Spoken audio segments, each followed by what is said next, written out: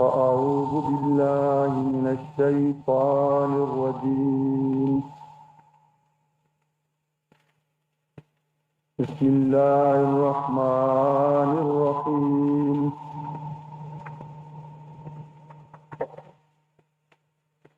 فلما بلغ معه السعي قال يا بني إني أرى في المنام أني أذبحك فانظر ماذا ترى. قال يا أبت افعل ما تؤمر ستجدني إن شاء الله من الصابرين.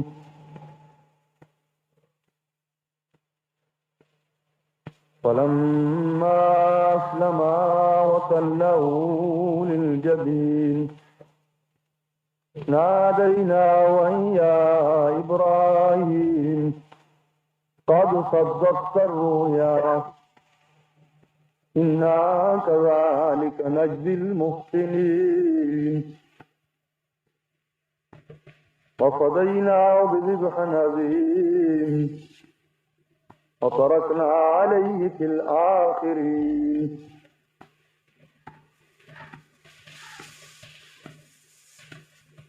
قال النبي صلى الله عليه وسلم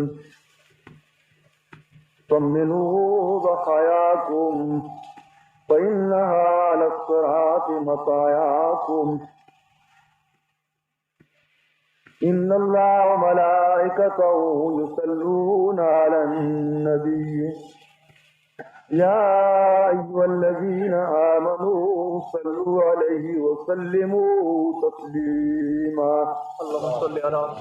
اللهم صل على سيدنا محمد وعلى آله وأصحابه أفضل صلواتك بعدد معلوماتك وبارك وسلم وصل عليه.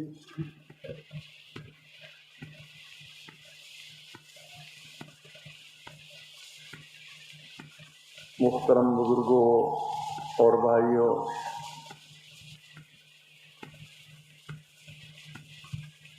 آج کا دن یعنی ذی الحجہ شریف کا 10ویں کا دن اسلام میں بڑی عظمتوں کا، عزتوں کا اور بڑے جاہ و جلال کا دن ہے، اور اللہ پاک کی رحمتوں کا دن ہے۔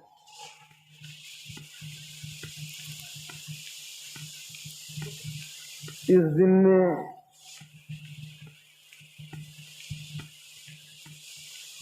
خدا کے خلیل سیدنا ابراہیم علیہ السلام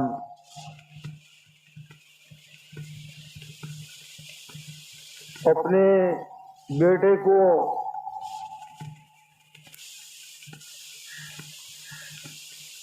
جو بڑے ہی نوعمری میں کم سن سے لاڈلے بیٹے کو اللہ کے نام پر ذبح کرنے کے لیے قربان گاہ میں لے گئے۔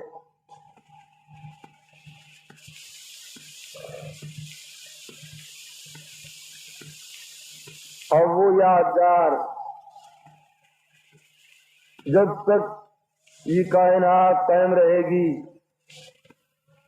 اس آسمان کے نیچے اور زمین کے اوپر کوئی فرد لا الہ الا اللہ محمد رسول اللہ کہنے والا باقی ہوگا، وہ سنت زندہ کی جائے گی۔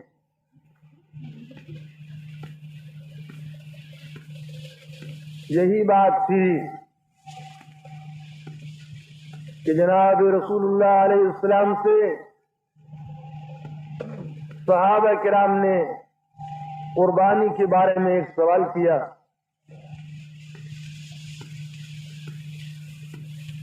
معاذ لباہی یا رسول اللہ، کہ اللہ کے پیارے نبی یہ قربانیاں کیا ہیں؟ آپ نے جواب میں فرمایا سنت ابیکم ابراہیم، تمہارے باپ ابراہیم علیہ السلام کا طریقہ ہے، ان کی سنت ہے۔ اور ابراہیم علیہ السلام کو اس امت کا باپ قرآن پاک نے خود بیان فرمایا۔ وَجَاهِدُوا فِي اللَّهِ حَقَّ جِهَادِهِ هُوَ اجْتَبَاكُمْ وَمَا جَعَلَ عَلَيْكُمْ فِي الدِّينِ مِنْ حَرَجٍ مِلَّةَ أَبِيكُمْ إِبْرَاهِيمَ هُوَ سَمَّاكُمُ الْمُسْلِمِينَ۔ اللہ تعالیٰ ایمان والوں کو خطاب فرما رہے ہیں، یہ میرے ماننے والوں، وجاہدوا فی اللہ حق جہاد، اللہ کو راضی کرنے کے لیے، اس کے کلمے کو بلند کرنے کے لیے، اس کے نام کو اونچا کرنے کے لیے خدا کی راہ میں جہاد کرو، جیسا حق ہے جہاد کا۔ خدا نے تمہیں چنا ہے۔ وما جعل علیکم فی الدین من حرج، اور دین میں تمہارے اوپر کوئی تنگی نہیں ہے، یہ کوئی مشقت کی بات نہیں، مصیبت کی بات نہیں۔ ملت ابیکم ابراہیم، قربانی خدا کے نام پر جان و مال کو لگانا، اولاد و وطن کو قربان کرنا، یہ تو راستہ ہے، طریقہ ہے۔ ملت ابیکم، تمہارے باپ، تمہارے ابا جان ابراہیم علیہ السلام کا۔ اور فرمایا تم کو سماکم المسلمین، اور انہوں نے تمہارا نام مسلمان رکھا ہے۔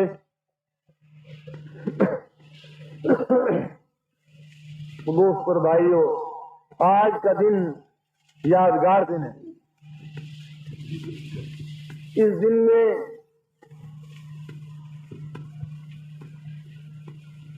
اللہ کے ایک نبی اور دوسرے جو نبی بننے والے تھے، ان دونوں کا کارنامہ ہے۔ اس لیے انشاءاللہ آج اس واقعے کے ساتھ ساتھ تھوڑا سا رسالت کا، نبوت کا تعارف ہو جائے کہ نبی کون ہوتے ہیں اور نبی کا مقام کیا ہے اسلام میں۔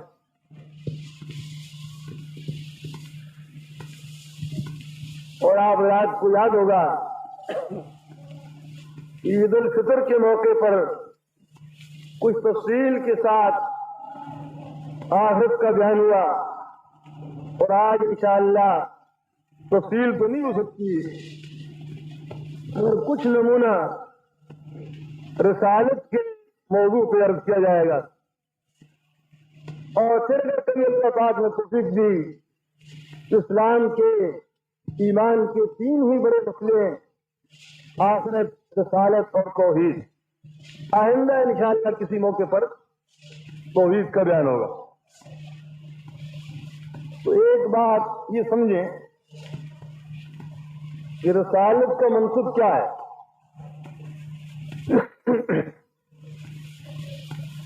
دنیا میں کسی مسجد کا آپ کو امام بنانا ہو، وہ سنبھالنے والے کو اختیار ہے کہ امام چن لو۔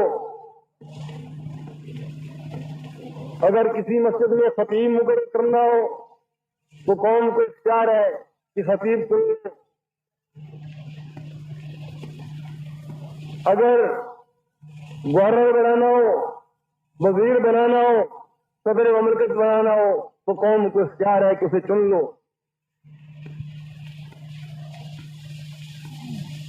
مگر رسالت کا مسئلہ ایسا نہیں ہے،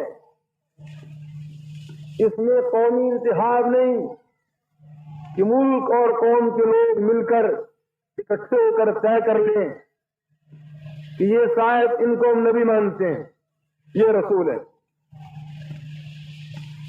نہ قوم کے بڑھانے سے نبی نبی بنتا ہے اور نہ قوم کے ہٹانے سے نبی ہٹتا ہے۔ قرآن پاک نے بڑے عجیب انداز سے بیان فرمایا، اللہ یصطفی من الملائکۃ رسلا ومن الناس، اللہ ہی چنتا ہے فرشتوں سے بھی رسول، ومن الناس اور انسانوں سے۔ فرشتے بہت سارے جن کی تعداد کو اللہ ہی جانتا ہے، اور کچھ فرشتے وہ ہیں جو خدا کی رسالت کا کام کرتے ہیں، خدا پیغام دیتے ہیں اور وہ پہنچاتے رہے۔ ان میں ان کے سردار جبریل امین ہیں، اور ان کے علاوہ بھی وقتاً فوقتاً پیغام لے کر فرشتے دنیا میں آتے رہے، اور فرمایا اللہ ہی فرشتوں میں سے بھی پیغام بھیجنے کے لیے چنتا ہے، اور انسانوں میں بھی خدا ہی نے چنا۔ کفار مکہ نے ایک اعتراض کیا تھا جناب رسول اللہ علیہ السلام پر، اور وہ اعتراض یہ تھا، یتیم مکہ جو کوئی بڑا مال نہیں رکھتے، نہ ان کا بھاؤ ہے، نہ ان کے پاس سونا ہے، نہ ان کے پاس چاندی ہے، تو ہم ان کو نبی کیسے مان لیں؟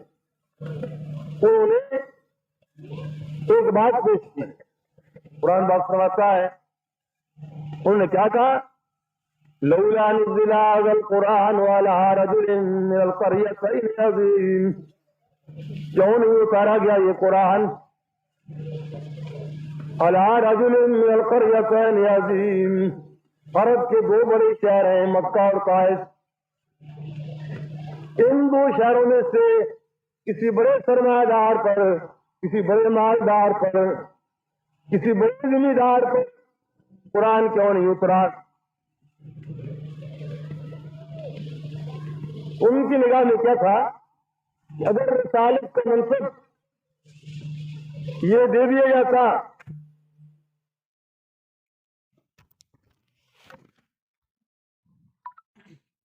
کسی بڑے چودھری کو، لیڈر کو، یا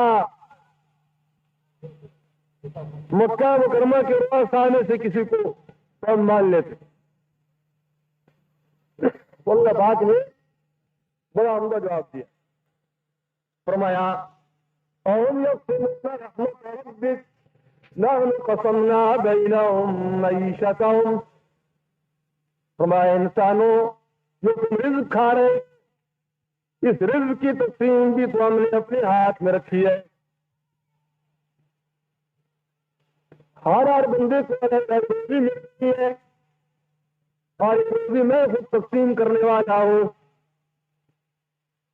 اس میں تمہارا دخل نہیں۔ اگر روزی کی تقسیم میں انسانوں کا دخل ہوتا تو اپنے پورے کے مخالف کو بھوک سے مار دیتے۔ وَمَا نَحْنُ قَسَمْنَا بَيْنَهُمْ مَعِيشَتَهُمْ، ہم نے خود ان کے درمیان، ان کے گزران کو، معیشت کو، روزی کو تقسیم کیا۔ کہا اللہ کی رحمت، نبوت اور رسالت، کیا تم یہ چاہتے ہو کہ یہ رحمت تم تقسیم کیا کرو؟ اَوْ يَقْسِمُونَ رَحْمَتَ رَبِّكَ، ہماری نبی آپ کی رسالت اور نبی ہونا یہ تو میری مہربانی ہے، میری رحمت ہے۔ اے انسانوں تم تو رحمت کی، جو تم رحمت لینے والے، بانٹنے والے، رحمت کا دینا میرا کام ہے، اس کی تقسیم تو میرے ہاتھ میں ہے، تمہارے ہاتھ میں نہیں۔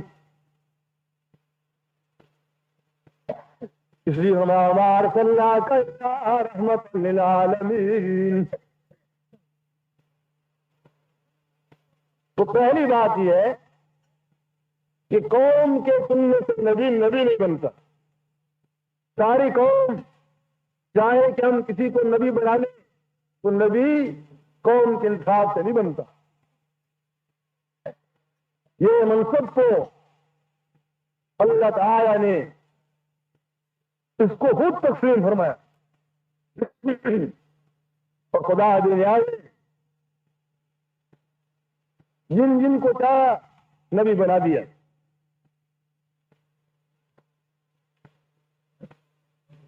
اور پھر یہ بتایا اب نبی دنیا میں آ گئے اور آنے کے بعد ان کا مقام کیا ہے. جتنے دنیا میں منصب ہو سکتے شان کے لحاظ سے سب سے اونچا مقام رسالت کے لفظ کا ہے. رسول سے بڑا کائنات میں خدا نے مخلوق کے لیے کوئی منصب نہیں بنایا. الوہیت کے بعد ربوبیت کے بعد خدائی کے بعد اگر کوئی عزت کی وجاہت کی بڑائی کی کوئی منصب اس کے لیے ہو سکتا ہے تو وہ صرف رسالت کا ہے. اس لیے کل کائنات کے ولی قطب افضال اخیار اختیار مجدہ شرفاء سب کٹھے ہو جائیں. اتنی اونچی شان ہے نبی کی کہ جس شخص نے ایمان کی حالت میں پیغمبر علیہ السلام کی زیارت کی ہے یہ باغ والے ذاکرین قرآن پاک مجاہدین یہ سارے مل کے بھی صحابی کی شان کو نہیں پہنچے.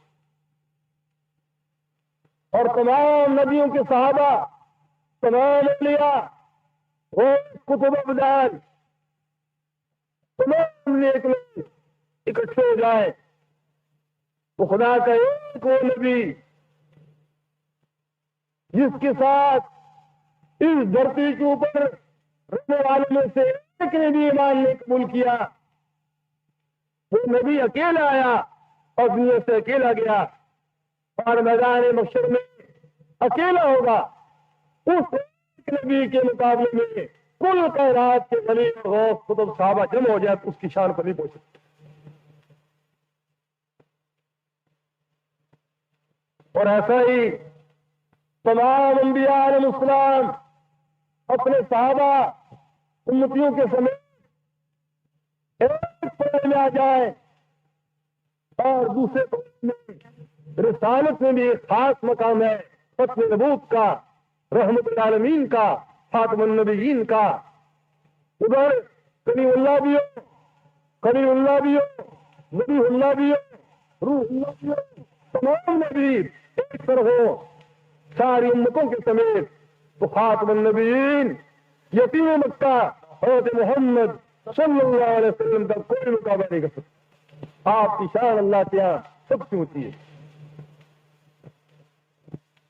اور اللہ پاک نے اب اس بات کو بیان کہ نبوت کا منصب کس غرض کے لیے ہمارے صلی اللہ علیہ رسول اللہ علیہ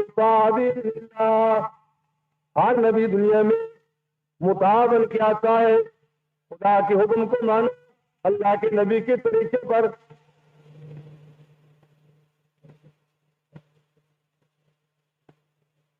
پیغمبر علیہ السلام کے طریقے پر خدا کو مانو خدا کی بندگی کرو خدا کے احکامات کی اطاعت کرو.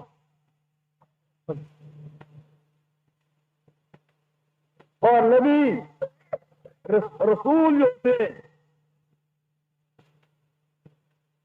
عام انسان سچ بھی بولیں گے کبھی جھوٹ بھی بولیں گے مگر پیغمبر کا منصب یہ ہوتا ہے کہ پیغمبر جھوٹ نہیں بولتا.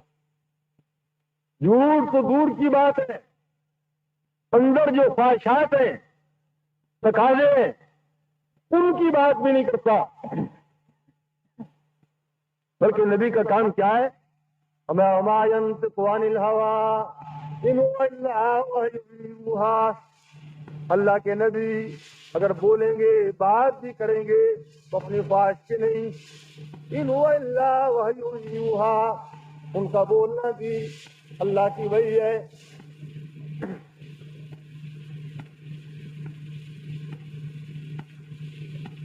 بولیں گے تو بولنا اللہ کی وحی۔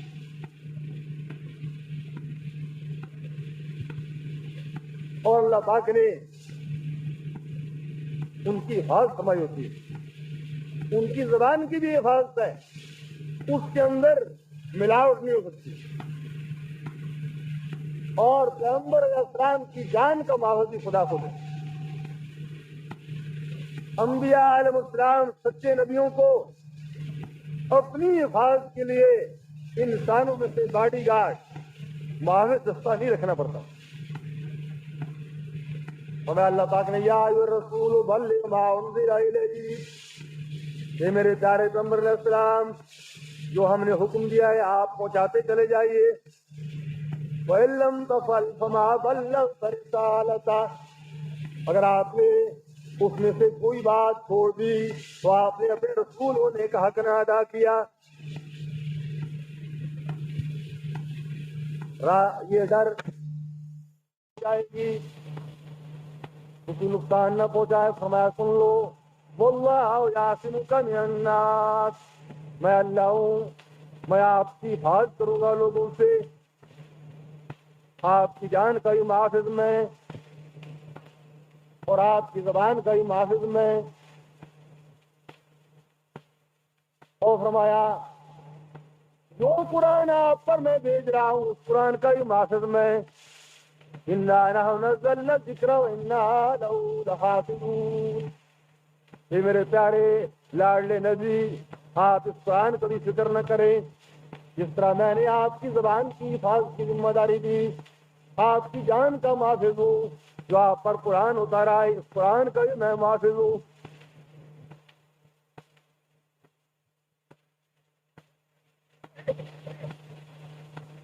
قرآن پاک کی حفاظت کی ذمہ داری بھی خود خدا نے دی، وہ کائنات سے ممتاز ہوتے ہیں، انہیں خدا کسی کا شاگرد نہیں بنایا کرتا۔ کہ اسکول میں پڑھے، پرائمری ہو، مڈل ہو، میٹرک ہو، کبھی پاس ہو کبھی فیل ہو، خدا اس سے بچاتے ہیں۔ پہلا روز ہے وہی کا نزول ہو رہا ہے، رشتہ کہتا ہے اقرا، پڑھیے اے محمد صلی اللہ علیہ وسلم، آپ فرماتے ہیں ما انا بقارئ، میں تو پڑھا ہوا نہیں ہوں۔ حکم آتا ہے اقرا بسم ربک الذی خلق، پڑھیے اس ذات کا نام لے کر جو آپ کا خالق ہے۔ فرمایا سنقرئک فلا تنسیٰ، یہ ہمارے پیارے نبی، آپ کے استاد تو ہم خود ہیں، ہم خود آپ کو پڑھائیں گے، اور ایسا پڑھائیں گے فلا تنسیٰ، پھر آپ بھولیں گے بھی نہیں۔ جو ہم پڑھائیں گے آپ کو یاد کرنے کی ضرورت بھی نہیں، بار بار تکرار کرنے کی ضرورت بھی نہیں۔ قرآن نازل ہو رہا ہے، ابتدا میں جناب رسول اللہ علیہ السلام دوہرا رہے ہیں کہیں بھول نہ جاؤں۔ حکم آیا لا تحرک بہ لسانک لتعجل بہ، یہ میرے لاڈلے پیارے نبی، آپ اتنی مشقت بھی نہ برداشت کریں کہ اپنی زبان کو ہلائیں چلائیں۔ اِنَّ عَلَيْنَا جَمْعَهُ وَقُرْآنَهُ، یہ تو ہماری ڈیوٹی ہے، ہماری ذمہ داری ہے آپ کے سینے میں قرآن کو جمع کرنا اور آپ کی زبان سے پڑھوانا۔ آپ کا کام کیا ہے؟ اذا قرأناه فاتبع قرآنا، ہم پڑھتے جائیں آپ سنتے چلے جائیں۔ ثم إن علينا بیانا، اور جب مطلب کی باری آئے گی، تفسیر و تشریح کی باری آئے گی، پھر یہ ذمہ داری بھی ہمارے اوپر ہے۔ ثم إن علينا بیانا، ہمارے ذمہ میں اس کا بیان کرنا۔ اس بات کو غور سے سمجھیے کہ رسالت کا مقام کیا ہوتا ہے، کتنا اونچا مقام ہے۔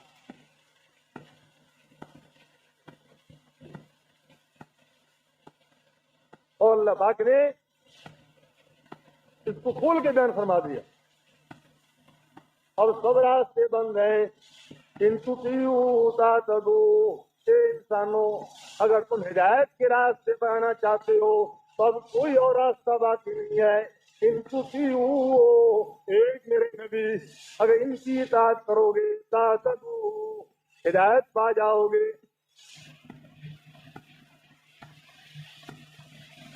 اللہ کے نبی کی اطاعت بغیر چنو چرا کے ہے.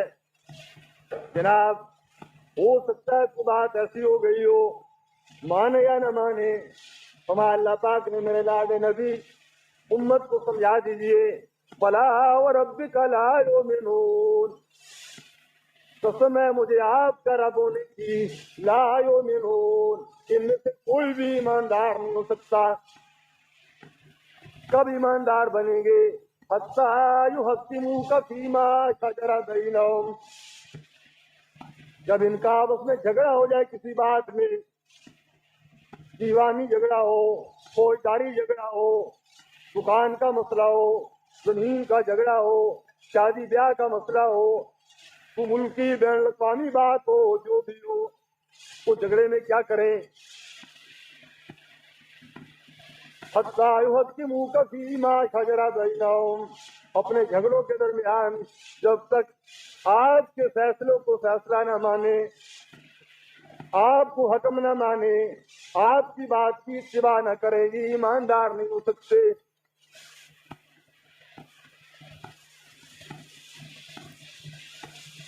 فیصلہ تو آپ کا مان لیا پر فیصلہ ہمارے خلاف ہو گیا.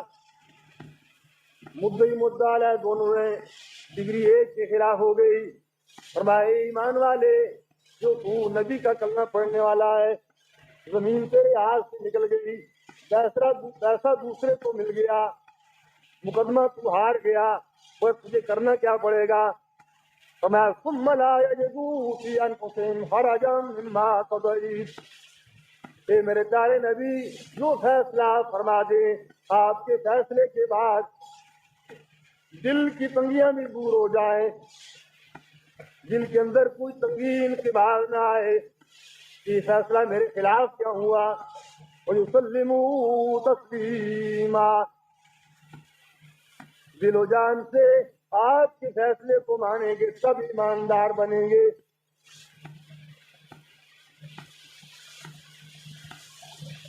فرما دیا لوگوں، اگر تم یہ چاہتے ہو خدا تمہیں اپنا محبوب بنا لے، دوست بنا لے، تو اب تو سارے راستے بند ہو گئے، اب ایک ہی راستہ باقی ہے. قُلْ إِن كُنتُمْ تُحِبُّونَ اللَّهَ فَاتَّبِعُونِي يُحْبِبْكُمُ اللَّهُ، اگر چاہتے ہو کہ تم خدا کے محبوب بن جاؤ تو کیا کرنا پڑے گا؟ فَاتَّبِعُونِی، میں اللہ کا نبی ہوں، میری اتباع کرو، میری پیروی کرو، میری تابعداری کرو، خدا تمہیں اپنا دوست بنا لے گا.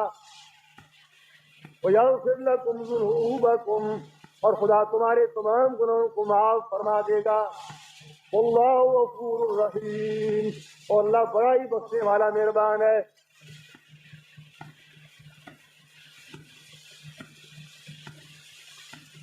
اور خالق کا مقام سمجھنے کی ضرورت ہے.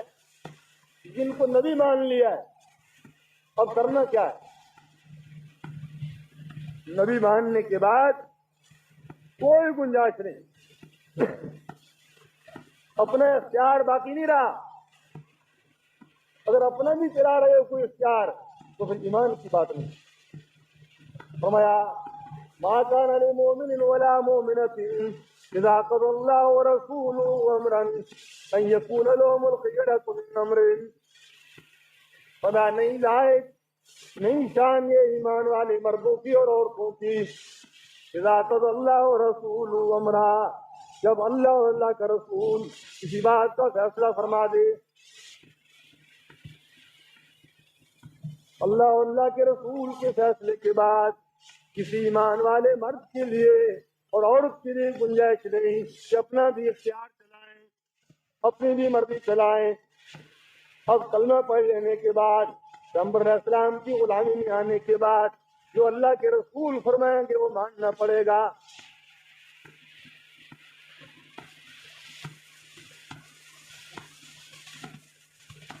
یہ بات نہیں ہے کہ جیسا ہم وزیروں کی مانتے ہیں، صدروں گورنروں کی مانتے ہیں. رسالت کا مقام بہت اونچا ہے. یہاں تو بات بھی کچھ اور ہے. یاد رکھ لے بہت اونچا مقام ہے رسالت کا، خاص طور پر جناب خاتم النبی. اللہ تعالیٰ فرماتے ہیں یا ایھا الذین آمنوا لا ترفعوا اصواتکم فوق صوت النبی. بیٹا باپ کے سامنے اونچا بول گیا نہیں چاہیے، مگر اعمال ضائع نہیں ہوں گے. محکوم حاکم کے سامنے بلند آواز سے بات کر دی، کوئی زیادہ حرج کی بات نہیں. مرید نے پیر کے سامنے اونچی بات کر دی، کوئی کفر نہیں ہوگا، اعمال ضائع نہیں ہوں گے. وہ ختم نبوت کا مقام کیا؟ اللہ فرماتے ہیں یا ایھا الذین آمنوا، اے ایمان والو، لا ترفعوا اصواتکم فوق صوت النبی. اللہ کے نبی کے سامنے تمہاری آواز کبھی اونچی نہیں ہونی چاہیے. آوازوں کو مت اونچا کرو، مت بلند کرو. وَلَا تَجْهَرُوا بِالْقَوْلِ كَجَهْرِ بَعْضِكُمْ لِبَعْضٍ، جس طرح تم آپس میں ایک دوسرے کو نبی کے ساتھ بلا لیا کرتے ہو، آوازیں دے لیا کرتے ہو، اے فلانیاں یا فلاں، ایسا مت کہا کرو. کیوں؟ وَأَن تَحْبَطَ أَعْمَالُكُمْ وَأَنْتُمْ لَا تَشْعُرُونَ. کہیں ایسا نہ ہو اس اونچا بولنے سے اور بے کی آوازوں سے تمہارے سارے اعمال ضائع ہو جائیں اور تمہیں خبر بھی نہ ہو.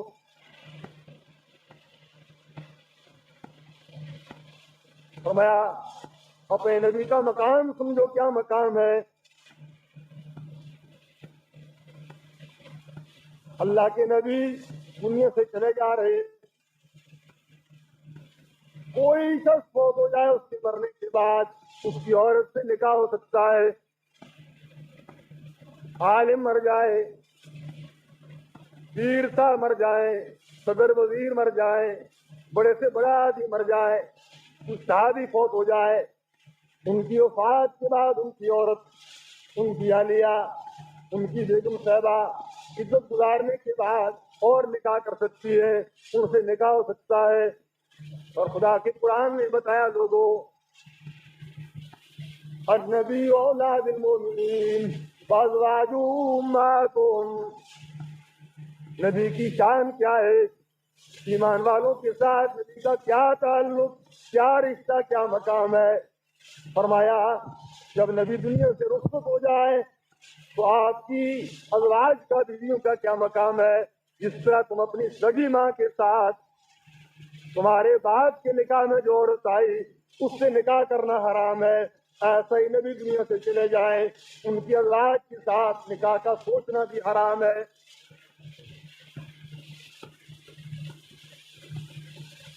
تو میرے دوست اور بھائیوں اس بات کو سمجھیں کہ پیغمبر علیہ السلام کا مقام کیا ہے. اور آج ہم کہاں کھڑے ہیں؟ خدا نے سب دروازے بند کر دیے، سارے راستے ختم ہو گئے. حضور نبی علیہ السلام کا ایک راستہ ہے خدا تک پہنچ،